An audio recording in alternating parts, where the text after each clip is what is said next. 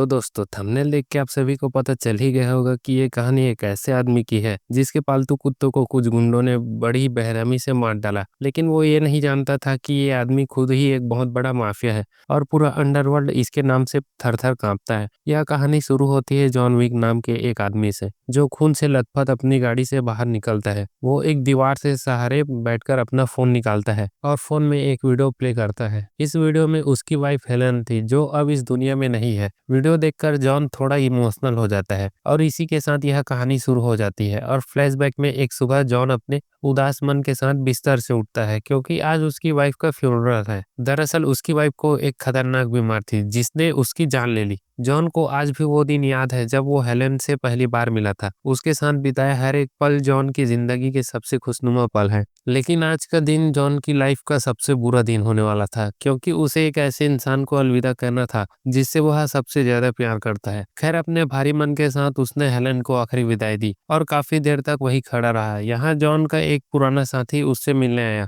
जिसका नाम था मार्कस। किसी जमाने में जॉन और मार्कस एक साथ काम किया करते थे लेकिन फिर इनकी जिंदगी बदल गई और इनके रास्ते अलग हो गए। यहाँ जॉन को लग रहा था कि शायद मार्कस उसे दोबारा से साथ में काम करने के लिए मनाने आया है, लेकिन मार्कस तो सिर्फ अपने दोस्त से मिलने आया था जिसने अभी अभी अपनी वाइफ को खोया है। इन दोनों ने थोड़ी देर बात की और फिर मार्कस वहां से चला गया। उस रात जॉन के घर पर एक पार्सल आया जो उसे उसकी वाइफ ने भेजा था। हेलन ने मरने से पहले ही जॉन को यह तोहफा देने का फैसला किया था। जब उसने बॉक्स को खोला तो उसके अंदर से एक छोटा सा पप्पी निकला। बॉक्स के ऊपर उसे हेलन का लेटर मिला जिसने उसने लिखा था कि मेरे मरने के बाद तुम्हें अपनी लाइफ में आगे बढ़ना होगा और मेरी जगह किसी और को देनी होगी, इसलिए मैंने तुम्हें यह पप्पी गिफ्ट किया है ताकि तुम फिर से प्यार करना सीख सको। अब ये लेटर पढ़कर जॉन काफी इमोशनल हो गया और फूट फूट कर रोने लगा। इसके बाद जब उसने अपनी पप्पी को बाहर निकाला तो ये नोटिस किया कि हेलन ने उसका नाम डेजी रखा है। वो डेजी को लेकर अपने कमरे में आया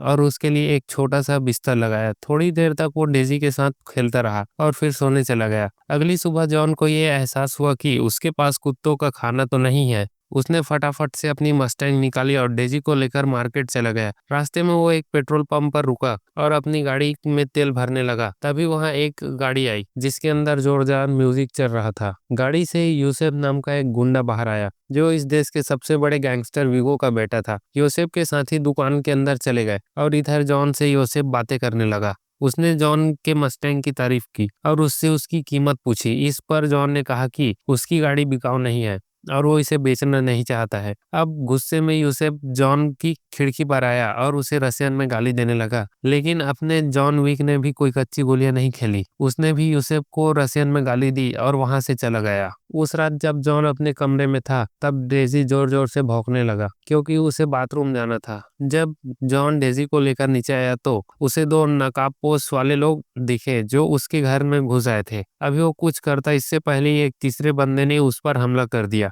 अब इन तीनों ने मिलकर जॉन की जोरदार पिटाई करी और उससे उसकी गाड़ी की चाबी मांगी। लेकिन जब जॉन ने उन्हें कुछ नहीं बताया तो यह उसके घर में तोड़फोड़ करने लगे। इस दौरान डेजी एक टेबल के नीचे छुप गई पर बदकिस्मती से एक गुंडे ने उसे देख लिया और उसकी गर्दन तोड़कर उसे मार डाला। इसके बाद वो जॉन के पास आया और अपने चेहरे से नकाब हटाया और अब यह खुलासा हुआ कि यह आदमी कोई और नहीं बल्कि योसेफ है। उसने जॉन को एक घूंसा मारकर उसे बेहोश कर दिया और उसकी गाड़ी लेकर वहां से चला गया। कुछ घंटों बाद जब जॉन की आंखें खुली तब तक डेजी मर चुकी थी। डेजी की मौत के बाद जॉन पूरी तरह से टूट चुका था क्योंकि यह पप्पी उसकी वाइफ की आखिरी निशानी थी। थोड़ा रोने के बाद जॉन ने खुद को संभाला और डेजी की डेड बॉडी को अपने गार्डन में दफना दिया। उधर योसेफ जॉन की कार लेकर ऑरेलियो नाम के एक आदमी के पास पहुंचा। ऑरेलियो एक गैरेज चलाता है जहां वो गाड़ियों की रिपेयरिंग और उसकी मॉडिफिकेशन करता है। योसेफ ने ऑरेलियो से कहा कि मुझे इस गाड़ी के नए पेपर्स और एक नया नंबर प्लेट चाहिए। लेकिन जब ऑरेलियो ने इस कार को देखा तो वो फौरन समझ गया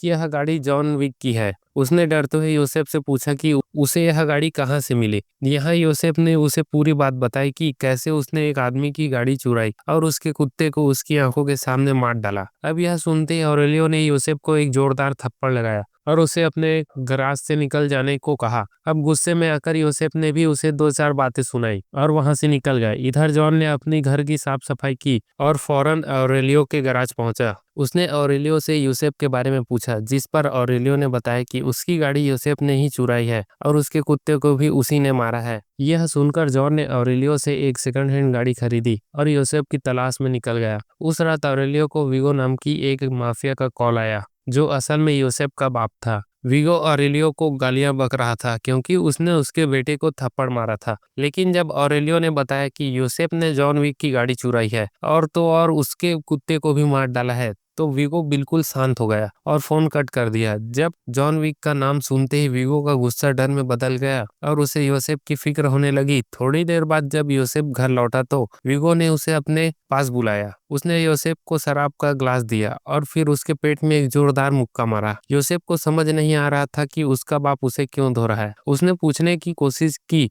पर वीगो उसे धोता गया। थोड़ी धुनाई के बाद वीगो ने यूसेफ से कहा कि तेरी गलती यह नहीं है कि तूने किसी की गाड़ी चुराई या किसी के कुत्ते को मारा, बल्कि तेरी गलती तो यह है कि तूने जॉन विक की गाड़ी चुराई और उसके कुत्ते को भी मारा। वीगो ने बताया कि किसी जमाने में जॉन विक उसके साथ काम किया करता था और पूरा अंडरवर्ल्ड उसे बुग्गी मैन के नाम से जानता था। जॉन विक कितना खतरनाक है वो इसका अंदाजा इस बात से लगा सकता है कि एक बार उसने एक पेंसिल को यूज करके 3 लोगों को मार डाला था। वो इतना खतरनाक था कि दुनिया भर के माफियाज भी उससे पंगे लेने से घबराते थे। जो काम सभी को इम्पॉसिबल लगता, वो काम जॉन विक के बाएं हाथ का खेल था। लेकिन एक दिन उसकी मुलाकात हेलेन से हुई और उसके बाद से ही उसने सारे गलत काम छोड़ दिए। जब योसेफ को जॉन विक की सच्चाई मालूम पड़ी तब उसे अपनी गलती का एहसास हुआ और डर के मारे उसका चेहरा पीला पड़ गया। विगो ने योसेफ से कहा कि देख भाई, अगर जॉन विक तुझे मारने निकला है तो तेरे बचने के चांसेस तो 0 है, लेकिन फिर भी मैं तुझे बचाने की कोशिश करूंगा क्योंकि बदकिस्मती से तू मेरा बेटा है। अब योसेफ के वहां से जाते ही विगो जॉन विक को कॉल करता है और मामले को सुलटाने की कोशिश करता है, लेकिन जॉन बिना कुछ बोले ही फोन कट कर देता है। इसके बाद वो अपने बेसमेंट में जाता है और फर्श को तोड़कर अंदर से कुछ बंदूकें और ढेर सारे सोने के सिक्के निकालता है। इधर विगो के पास कोई और ऑप्शन नहीं था, इसलिए उसने जॉन विक को खत्म करने का फैसला किया। उस रात उसने 12 हिटमैन की टीम को जॉन विक के घर भेजा ताकि वो उसे मार सके, लेकिन अपना हीरो भी इसके लिए तैयार बैठा था। उसने बड़ी आसानी से इन सभी को मार डाला और आखिरी हिटमैन को चाकू मारकर ये खूनी खेल खत्म कर दिया। तभी जॉन के घर की घंटी बजी क्योंकि बाहर एक पुलिस वाला खड़ा था। इस ऑफिसर का नाम जिमी था और ये जॉन को पहले से ही जानता था। जब जिमी ने घर के अंदर लाशें देखी तो उसने जॉन से पूछा कि क्या उसने दोबारा से अंडरवर्ल्ड ज्वाइन कर लिया है, जिस पर जॉन ने कहा कि वो तो बस कुछ पुराना हिसाब किताब चुकता कर रहा था। अब ऑफिसर के जाने के बाद उसने कुछ लोगों को कॉल किया जो एक क्राइम सीन की सफाई और बॉडीज को ठिकाने लगाने में एक्सपर्ट थे और इन लोगों ने पहले भी जॉन विक के लिए काफी सफाई की थी। इन लोगों ने फटाफट से पूरा घर साफ कर दिया और जाते जाते जॉन ने इन्हें कुछ सोने के सिक्के दिए। इधर विगो जॉन विक के पुराने दोस्त मार्कस से मिला और उसे एक ऑफर दिया कि अगर वह जॉन विक को मार देगा तो उसे बदले में $2 मिलियन मिलेंगे। मार्कस को यह ऑफर पसंद आया और उसने खुशी खुशी जॉन विक की सुपारी ले ली। इसके बाद जॉन एक होटल में आकर रुका ताकि वह विगो की गुंडों से बचा रहे। दरअसल यह होटल काफी खास है क्योंकि इसे सिर्फ अंडरवर्ल्ड के क्रिमिनल्स ही यूज करते हैं और यहाँ का एक रूल है कि होटल के अंदर कोई भी खून खराबा नहीं करेगा और अगर कोई ऐसा करता है तो उसे इसकी कीमत अपनी जान देकर चुकानी पड़ेगी। जब जॉन होटल के अंदर आया तो उसे उसकी एक पुरानी दोस्त पार्किंस मिली जो पहले से ही इस होटल में मौजूद थी। इस होटल के मालिक का नाम विंस्टन था और वो जॉन का पुराना दोस्त था। शाम को जॉन विंस्टन से मिला और उससे योसेफ के बारे में पूछा। यहाँ विंस्टन ने बताया कि योसेफ हर रात रेड सर्कल नाम की एक नाइट क्लब में पार्टी करता है। इंफॉर्मेशन मिलते ही जॉन ने ढेर सारे हथियार इकट्ठे किए और फटाफट से उस नाइट क्लब में पहुंचा। सबसे पहले उसने 2 गार्ड्स को मारा जो योसेफ की पहरेदारी में लगे थे। इसके बाद वो नीचे गया और जिस किसी ने भी उसे रोकने की कोशिश की जॉन ने उसे मौत के घाट उतार दिया। इधर योसेफ महंगी दारू और खूबसूरत लड़कियों के बीच में अपनी रात गुजार रहा था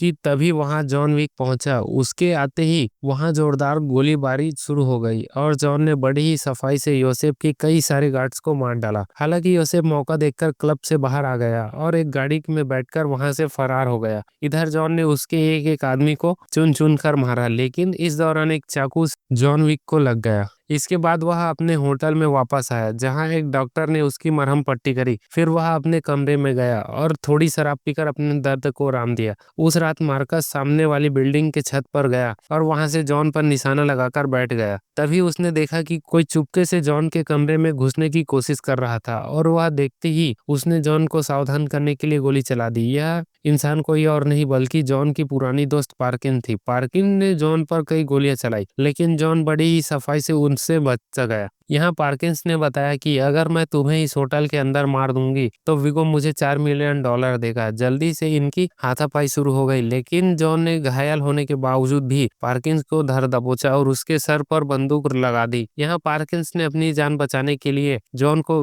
विगो के बारे में कुछ इन्फॉर्मेशन दी। उसने बताया कि विगो अपने सारे पैसे और जरूर फाइल को एक चर्च के बेसमेंट में छुपा कर रखता है। अब यह इंफॉर्मेशन मिलते ही उसने पार्किंस को बेहोश कर दिया और बगल वाले कमरे में मौजूद अपने दोस्त हैरी से पार्किंस पर नजर रखने को कहा। इसके बाद वो उस चर्च में आया जहां विगो ने अपना खजाना छुपा कर रखा था। चर्च में घुसते ही उसने सभी गार्ड्स को मार डाला और वहां के नकली फादर को धमकाकर उसे तिजोरी तक ले गया। उसने तिजोरी में मौजूद लेडीज को बाहर निकाला और विगो के पूरे खजाने में आग लगा दी। जब विगो को इस बात की खबर लगी तो वह भागा भागा उस चर्च पर पहुंचा, लेकिन अपना जॉन यहाँ पहले से ही मौजूद था। उसने उन सभी पर गोलियांबारी शुरू कर दी और विगो के सभी गार्ड्स को एक एक करके मारता गया, लेकिन बदकिस्मती से एक गाड़ी ने जॉन को टक्कर मार दी और वह जमीन पर गिरकर बेहोश हो गया। जब जॉन की आंखें खुली तो उसने खुद को एक चेयर से बंधा हुआ पाया। विगो ने जॉन को पकड़ लिया था पर उसे जान से मारा नहीं। दरअसल वो यह जानता था कि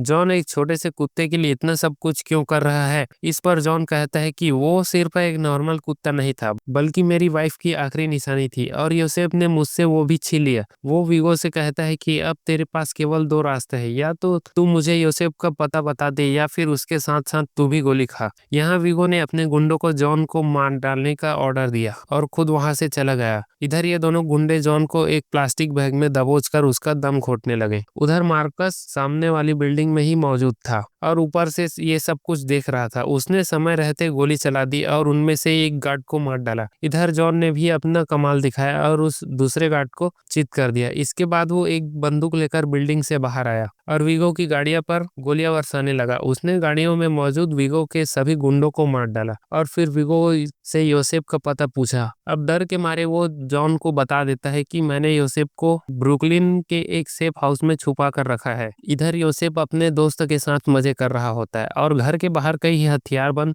गार्ड्स उसके सिक्योरिटी में तैनात होते हैं। अब जल्द ही जॉन भी इस लोकेशन पर पहुंच गया और इन सभी गार्ड्स को एक एक करके मार डाला। जॉन ने उनकी सभी गाड़ियों को बम से उड़ा दिया ताकि इस बार योसेफ यहाँ से भाग न सके। इसके बाद वह घर में एंटर हुआ और योसेफ को ढूंढकर उसके पेट में एक गोली मार दी। योसेफ उससे रहम की भीख मांगता रहा पर जॉन ने उसकी एक नहीं सुनी और एक हेडशॉट देकर उसका खेल खत्म कर दिया। योसेफ को मारने के बाद वो सीधा मार्कस के पास पहुंचा और उसकी मदद के लिए उसे शुक्रिया अदा किया, लेकिन यहाँ पार्किंस ने इन दोनों को साथ में देख लिया और वो यह सब कुछ समझ गई कि मार्कस ने विगो को धोखा दिया है। एक रात विगो के गुंडों ने मार्कस को घेर लिया और उसे पकड़कर विगो के पास ले गए। उन्होंने पीट पीट कर मार्कस को जान से मार डाला और फिर जॉन को फोन करके इसकी खबर दे दी। इसके बाद विगो अपने हेलीकॉप्टर की तरफ निकल गया ताकि वो ये शहर छोड़कर भाग सके। इधर होटल के मालिक विंस्टन ने पार्किंस को मिलने बुलाया और यहाँ 4 लोगों ने उसे जान से मार डाला क्योंकि उसने होटल के नियम तोड़े थे। इधर जब जॉन को मार्कस की लाश मिली तो वो गुस्से में लाल हो गया और विगो को मारने निकल पड़ा। रास्ते में उसे विगो की गाड़ी दिखाई दी और उसने उसकी गाड़ी में एक जोरदार टक्कर मारी। यहाँ विगो ने जॉन को मारने के लिए अपने सबसे खतरनाक गुंडे एवी को भेजा, लेकिन अपने जॉन ने पलक झपकते ही एवी को खेल खत्म कर दिया। इधर विगो ने जॉन की कार को ढकेलकर उसे गिराने की कोशिश की, लेकिन जॉन लास्ट मोमेंट पर गाड़ी से बाहर कूद गया। इसके बाद ये दोनों आपस में लड़ने लगे और विगो ने उसे चाकू मारने की कोशिश की, लेकिन इस हमले से बचने के बजाय जॉन ने उस चाकू को अपने पेट में घुसा लिया और विगो को हाथ तोड़कर उसे जमीन पर गिरा दिया। इसके बाद जॉन ने अपने पेट से वह चाकू निकाला और वीगो की गर्दन में धंसाकर उसे जान से मार डाला। और अब कहानी वहां आ गई जहां से इसकी शुरुआत हुई। जॉन अपनी वाइफ की वीडियो देखता है और उसे देखकर उसे थोड़ी हिम्मत मिलती है। इसके बाद वह एक कुत्तों की दुकान में जाता है और अपने घाव की मरहम पट्टी कराता है। इसके बाद वह इस दुकान से कुत्ता उठाता है और उसे लेकर अपने घर चला जाता है। और इसी के साथ इस कहानी का पहला पार्ट खत्म हो जाता है। और हम मिलेंगे किसी और नए वीडियो में, तब तक के लिए goodbye, thanks for watching.